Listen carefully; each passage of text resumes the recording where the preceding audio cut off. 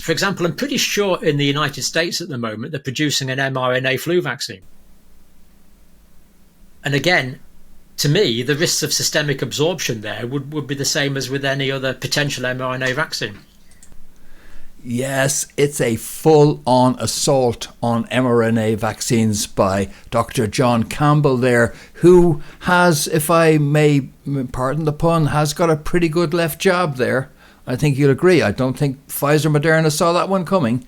I don't think anyone saw that one coming when they started to pick on John Campbell. And that started back around Christmas time when one of his videos, he was forced to take it down. It was about this Cleveland Clinic study, which, as Lead Stories reminds us, does not prove that vaccinations increase the risk of COVID infection. Let's get that clear. The Cleveland Clinic study does not prove that the more you get vaccinated, the more you are likely to catch COVID infection. It does not prove that. Of course, John Campbell never said it did. He just simply reported the results of the study, which Lead Stories themselves are forced to admit is correct. That's how it started, but it's moved on.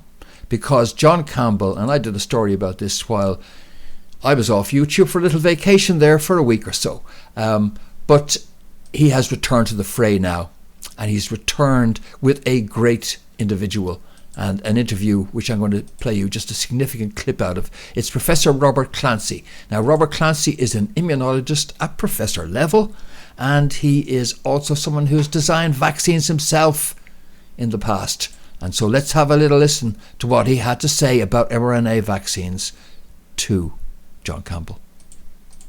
The problem with the messenger RNA vaccines is that you have no control over the amount of antigen that's being presented to the body's immune system. And if many of the people watching this have done Immunology 101, and probably the first thing they were shown was a curve showing that the response, the immune response, and remember that's what we're looking for with a vaccine, to get a good immune response, depends on the amount of antigen. And you get this bell-shaped curve where you have, at the beginning, very small amounts of antigen, and you get tolerance, you get turn-off.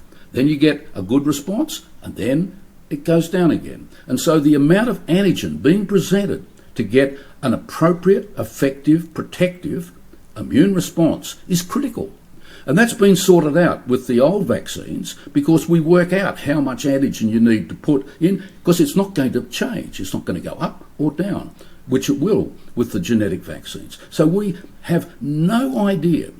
Now, there's some data coming out now, which maybe later we'll get to talk about, which suggests that this is exactly what's happening, particularly with the messenger RNA vaccines, where we're getting, all of a sudden, we're getting differences from the DNA vector vaccines, where we're finding that you're getting more tolerance, more turn-off, because it suggests we're getting this high zone tolerance. And that's a knockout argument there, as Moderna announces plans to build mass mRNA vaccine facilities around the world. He's saying that you can't simply trust this technology. It's not predictable enough. Some people will react mildly to the mRNA vaccine, others will react aggressively to it.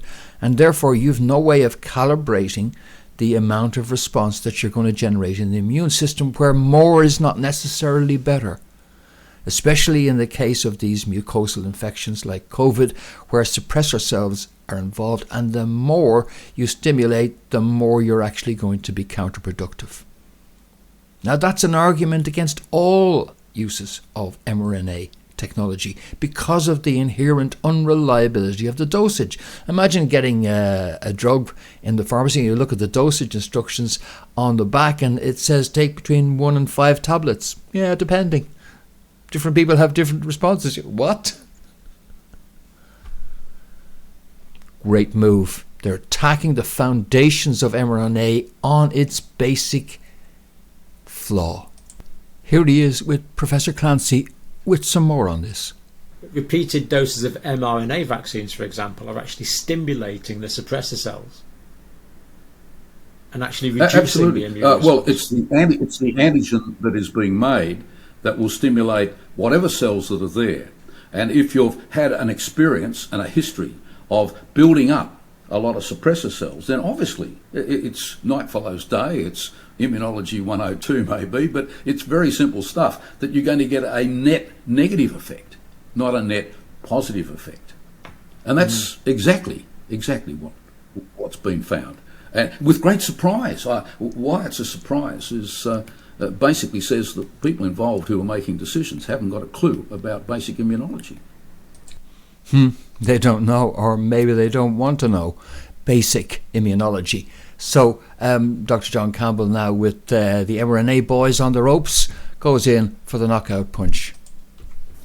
When this obvious theory that you and I have elucidated in this video it becomes obvious, then presumably they're going to have to shut these plants down or simply use them for cancer vaccines. They're going to be a bit of a white elephant, aren't they?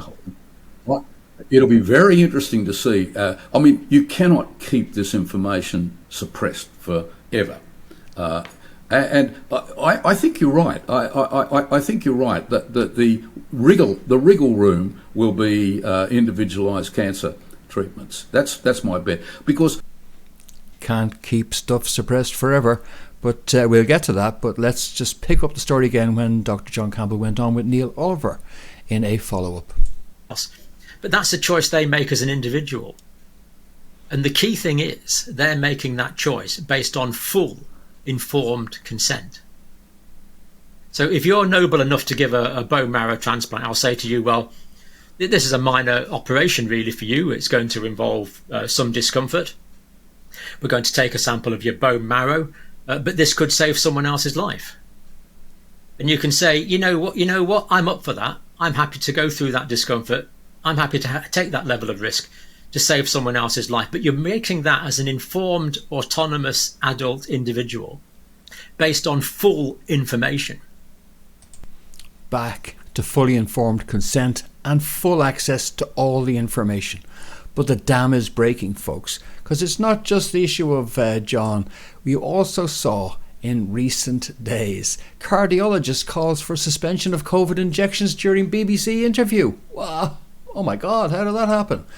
BBC criticised for letting cardiologist hijack interview with false COVID jab claim.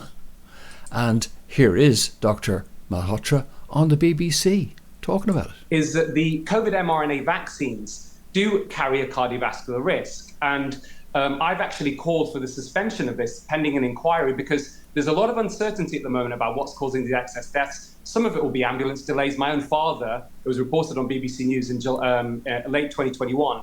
I was the first to actually highlight the ambulance delays because my own father suffered a cardiac arrest at home and the ambulance took 30 minutes. And when... Yes, I love it.